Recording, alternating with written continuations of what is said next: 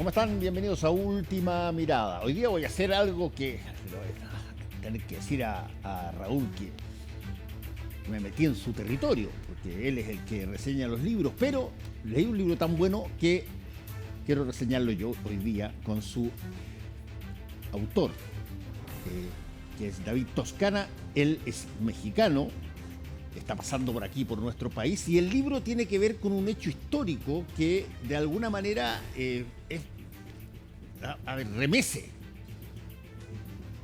cientos y miles de personas que les son sacados los ojos durante una guerra. Ya vamos a ver y contar todos los pormenores, pero esto de alguna manera activa la mentalidad, la idea, el lenguaje, y eso lo plasma muy bien en su libro El Ejército Ciego, de David Toscana, que está aquí con nosotros. Muchas gracias, David, por estar con nosotros acá. Gracias, Fernando. Feliz de estar aquí contigo y de estar en Santiago. Bueno, mira, quería leer una parte de la parte de atrás del libro para situarlo. Decía, corre el año 1014. Tras la batalla de Cluj, los bizantinos toman 15.000 prisioneros búlgaros y el emperador Basilio ordena sacarle los ojos, dejando tuerto a uno de cada 100 para guiar a los otros ciegos de vuelta a casa. Cuando el zar de Bulgaria los ve llegar en tal estado, carece de fuerza moral para soportar el golpe y muere. ¿Esto es verdad? Esto es verdad.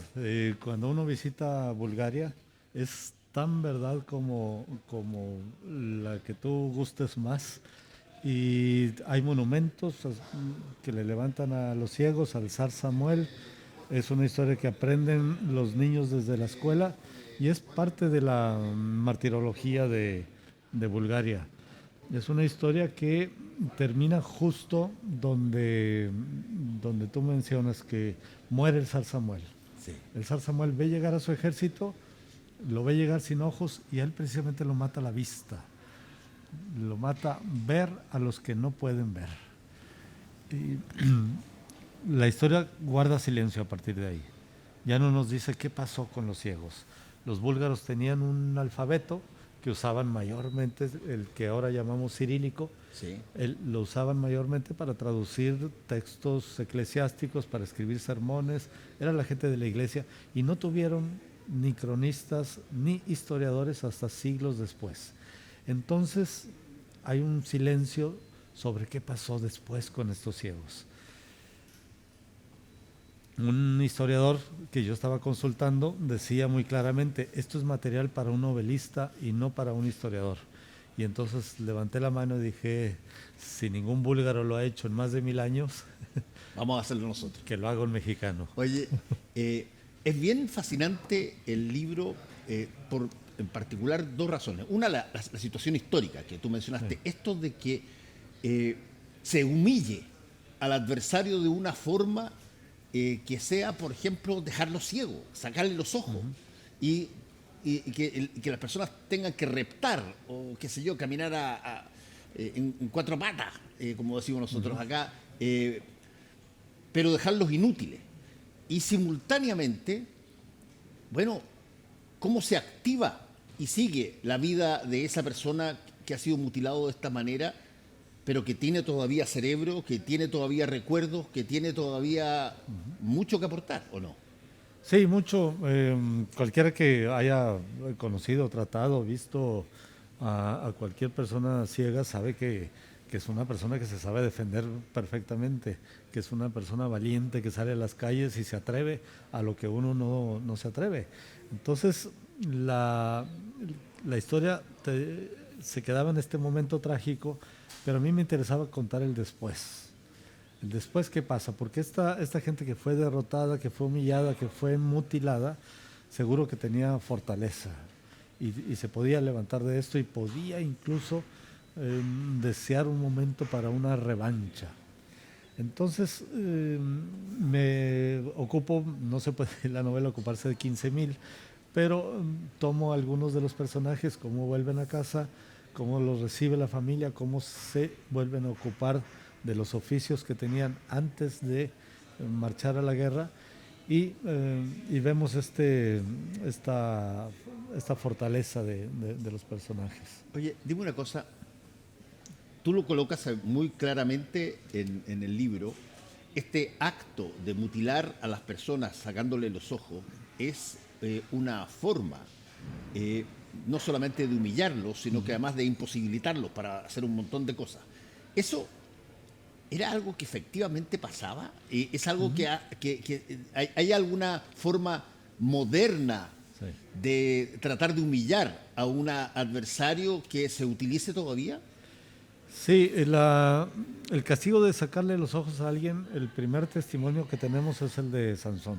Sansón. Sí. En la Biblia podemos leer un versículo que dice: los filisteos le sacaron los ojos y lo pusieron a empujar la piedra del molino en Gaza. Es lo que se dice, y ciertamente después de sacar los ojos a mucha gente lo ponían a empujar la piedra del molino porque el ciego no se marea, da vueltas y vueltas, ni siquiera las cuenta, es un movimiento continuo, y entonces era un castigo común. Se aplicaba también a aspirantes al trono para sacarlos de la jugada, puesto que en aquella época los jefes de Estado encabezaban sus ejércitos y un jefe de Estado que fuera ciego no podía mandar a su ejército en un campo de batalla, así que quedaba descartado.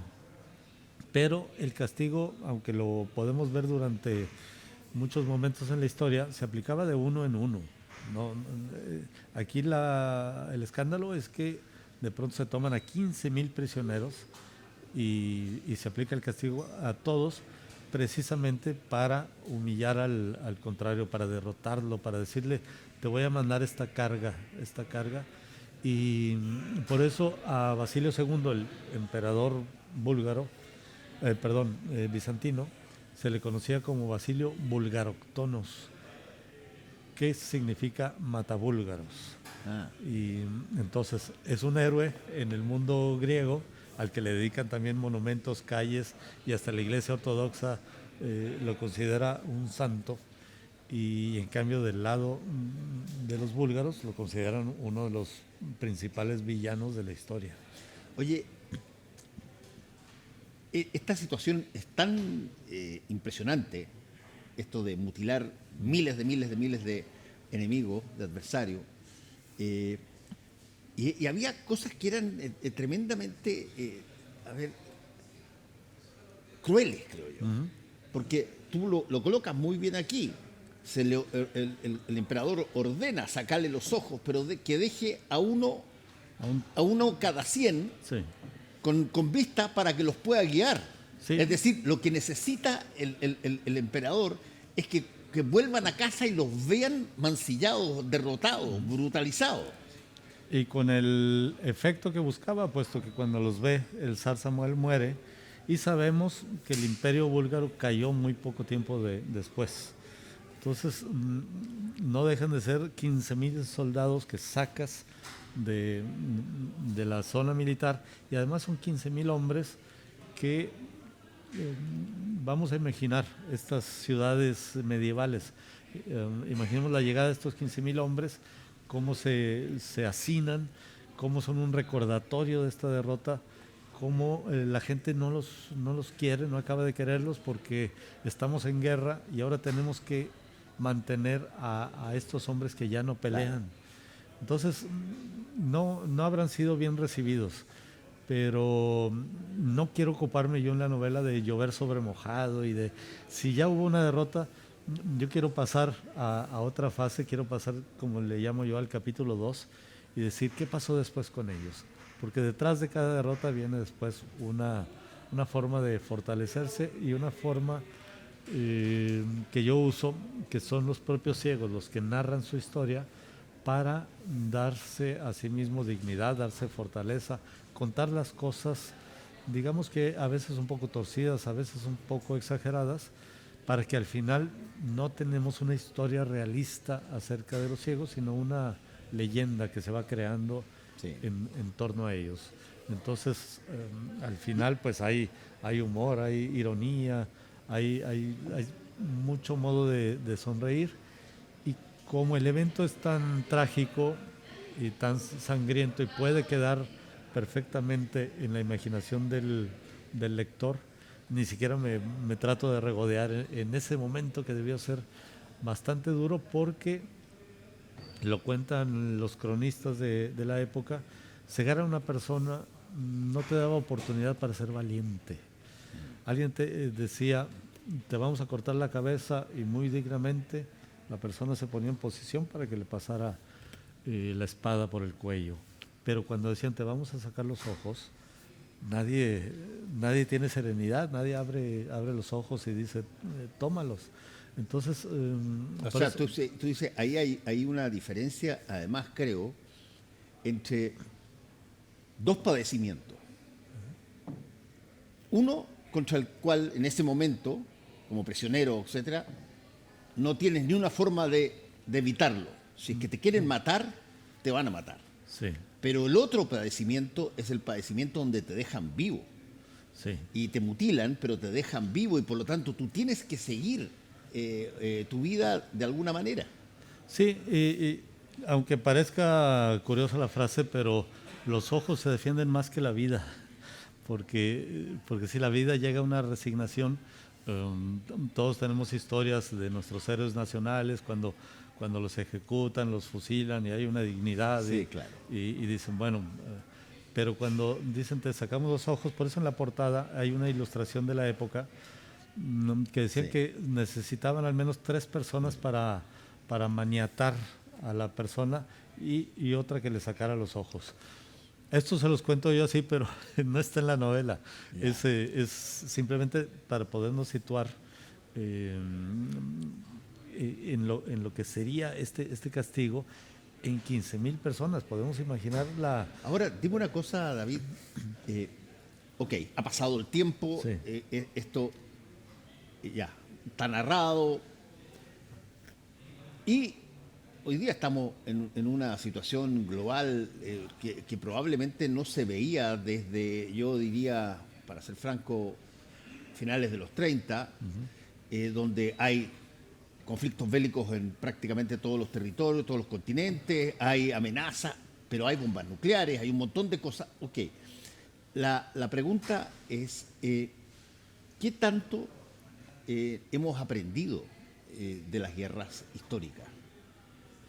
No mucho, porque aunque las guerras son muy diferentes, las guerras ya no se suele ver al enemigo. Se le envía un proyectil desde lejos, se le envía un Sí, dron y, y no sabemos el efecto que tiene hasta después. Pero el mirarse ojo a ojo era algo del pasado. Tenemos testimonios de gente que parece muy buena y muy pacífica como Sócrates. Y Sócrates sabemos que participó en 3 batallas al menos y participó muy valientemente. Entonces no es una herejía decir que seguramente mató a varias personas porque ser valiente es estar en la primera línea y tener algún efecto en esta batalla. Los griegos no tenían este mal gusto de estarse haciendo marcas en la cacha de la pistola y diciendo cuántos. habían matado, No, claro. no hay un testimonio de que alguien haya llevado una cuenta, pero ciertamente se vivía una época en donde casi todo hombre había participado en 1, 2, 3, 4 o 5 batallas. Aquel era un mundo bastante más bélico que el de ahora. Ahora la mayoría pasamos nuestra vida presenciando que hay guerras por allá, pero no necesariamente nos toca. Entonces, y las guerras eran muy diferentes. Los jefes de Estado siempre estaban ahí. La última batalla donde los jefes de Estado estuvieron presentes fue en la de Solferino. Y, y ahí... ¿En qué época fue la de Solferino? Esto es el siglo XIX. A veces confundo Solferino y Borodino, las dos palabras, pero debe ser Solferino, donde estaba el Imperio Austrohúngaro, estaba los jefes italianos, estaban los rusos. Entonces, Esa batalla la podemos leer en una obra maestra que se llama La Marcha de Radetzky. Y a partir de ahí, pues los jefes de Estado están cómodamente ordenando desde miles de kilómetros de distancia y, son los soldados los que se enfrentan y ahora son ciertos equipos bélicos que a distancia se dirigen a mucha población civil. La población civil no era el objetivo del pasado. Eran dos ejércitos que estaban uno de otro y quizá la población civil podía ser el botín de guerra. Pero nadie, solamente por gusto, estaba bombardeando, atacando a la población civil. Entonces han cambiado mucho las guerras. En el discurso de Armas y Letras se lamenta mucho Don Quijote de que se han inventado las armas de fuego. Y dice, ahora cualquier cobarde puede matar a un valiente. Y claro que ahora ese es el tipo de guerras que tenemos en este momento. Sí, yo lo he dicho ya varias veces, me parece interesante esta insinuación que tú haces en el libro de cómo se activan los otros mecanismos del ser humano cuando está impedido de usar probablemente el más importante de todo, que es la visión. La visión, sí, solemos considerarla la más importante y claro, al no tenerse, ¿cuál es la más importante? Porque finalmente cuando a mí me han preguntado ¿cuál de los sentidos estarías dispuesto a perder si tuvieras que elegir uno? Y el tacto no se puede perder porque uno se muere si no sientes, si no te das cuenta de golpes y de tantas cosas.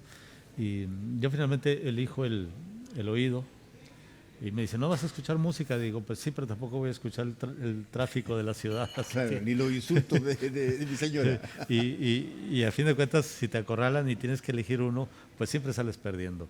Pero la idea de la vista, me di cuenta que al escribir la novela empezaba a funcionar como una metáfora de la propia literatura. ¿Y por qué lo digo? Porque cuando nos acercamos a un libro, ya sea con el ojo, ya sea con el oído, audiolibro, o tradicionalmente la literatura era oral, los ciegos la pueden palpar. Entonces, la literatura no es para la vista. La literatura, aún con el ojo, vemos palabras, pero no vemos lo que está allá. Todo está sugerido. Entonces, a la literatura no se puede acercar con los ojos cerrados, con ceguera, y como quiera comprenderla tal cual es. Cualquier novela, aunque sea más descriptiva o menos, no nos está abriendo una ventana para que veamos, nos está sugiriendo a través de palabras para que nosotros echemos a andar la imaginación, la memoria, sí, el entendimiento, tantas cosas, pero no estamos viendo. Déjame terminar preguntándote, ¿tuviste repercusiones a raíz de este libro de personas que eran ciegas, de organizaciones, sí, qué sé yo, de alguna manera? Porque no necesariamente todos van a ver o van a interpretar las analogías y las simbologías, sí, que tú pones en el libro de la misma forma. No, he tenido algunas que me ponían nervioso.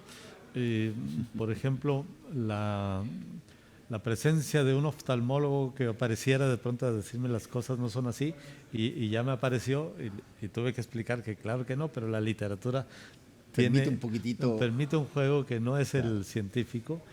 Tenía miedo de cómo se pudo leer la novela en Bulgaria, y la han aceptado bastante bien.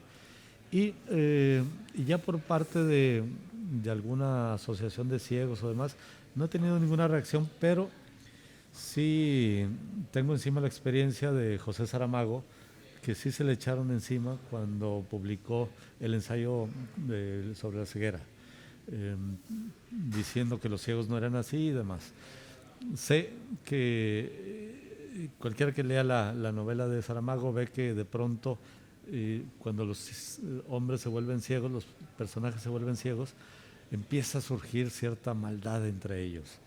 y para mí los trato de manera muy diferente y es todo lo contrario, a partir de la ceguera hay un Hay espíritu cooperación. de dignidad, hay una fortaleza, hay una forma de ver el mundo. Y esto no porque quisiera yo hacer una especie de novela espiritualmente satisfactoria, sino porque pues me sitúo en la época, me sitúo en el momento, me sitúo en los personajes y creo que así tuvo que haber sido. Creo que se tuvieron que haber levantado y no estar siempre derrotados. Cualquiera que haya tratado con un ciego, bueno, conocemos muy bien a Borges. Borges no se puso a lloriquear, siguió con su vida, siguió leyendo como pudo, siguió escribiendo como pudo y no viene la derrota como aparentemente aparece en el Edipo Rey. Edipo Rey, cuando se ciega él con estos broches, le dice a alguien, más te valdría no existir que vivir ciego. Y mis personajes dicen claro que no, yo todavía bebo, me enamoro, bailo, canto, vivo y hay mucha vida después de la ceguera. Sí, y es un tema porque la ceguera es algo que ocurre en todas partes. Familiarmente yo tuve dos hermanos de mi madre que eran ciegos y sordomudos y me enseñaron a hablar el lenguaje de las señas y yo por eso puedo hablar el lenguaje de las señas porque mi tío Mauricio y mi tío Gonzalo era la única forma como yo me podía comunicar con ellos. Pero eran personas bellísimas y iban a colegios de ciegos, venía un profesor también a ayudarlo y había ¿qué tanto, eso te quiero preguntar, qué tanto hay una solidaridad con esta situación de pérdida de vista porque se sabe que es muy superior el daño quizás por su variante psicológica, mental, a muchas otras cosas que te pueden pasar? Sí, yo me he vuelto muy consciente a partir de escribir esta novela y en Madrid, donde estoy viviendo, hay una que se llama la ONCE, que es la Organización Nacional de Ciegos de España, y es una maravilla cómo trabajan. Ellos tienen derecho a hacer loterías y rifas y recaudan una buena cantidad de dinero, la gente es muy solidaria, pero las ciudades se han vuelto muy amables para cualquier tipo de impedimento. Yo paso mucho por la organización y pues uno los ve salir de ahí con sus bastones, a veces con lentes oscuros, se mueven perfectamente por la ciudad que está toda indicada con carriles, hay rampas, el transporte público está muy hecho para recibirlos. Si un autobús se detiene, pues entonces el chofer puede bajar a recibir a esta persona y sentarla y vuelve a arrancar. Entonces hay la sensación de que en Madrid hay muchos ciegos, pero es porque se apropian de la ciudad. Otras ciudades que son más hostiles, uno los ve menos porque no tienen esta facilidad de movimiento. Entonces yo creo que en la medida que las ciudades se vuelvan amables con cualquier tipo de impedimento, Eso pasa indudablemente, creo yo, con que se genere, voy a poner entre comillas esto, una suerte de lenguaje que le permita a la persona que está caminando en una ciudad entender determinadas cosas, digamos. Un lenguaje que funciona sobre la base, no necesariamente de leer, sino que sobre la base de que haya cada ciertas distancias, lugares donde uno pueda acercarse y consultar, digamos. Y cualquiera que sea el caso, hay un queridísimo colega escritor chileno, Carlos Franz, que tiene a su hija Serena y ella tiene problemas de movilidad. Están ahora viviendo en Madrid y su nivel de independencia es completo. Ajá. Porque cuando las ciudades son amables, las ciudades no te hacen sentir que tienes un impedimento. Y cuando las ciudades son hostiles, están llenas de baches, Todo es una las jungla, aceras. Entonces sí, se vuelve esto mucho más complejo. David Toscana, el libro se llama El Ejército Ciego, muy entretenido y tiene más de una sola lectura. Pues si se lee esas varias lecturas en una o en dos, qué bueno que sea así, porque claro, toda literatura cuenta lo que cuenta, pero siempre hay un subtexto. Muy bien, muchas gracias por haber estado con nosotros acá. Muchas gracias. Muchas gracias a ustedes por su sintonía y nos encontramos mañana.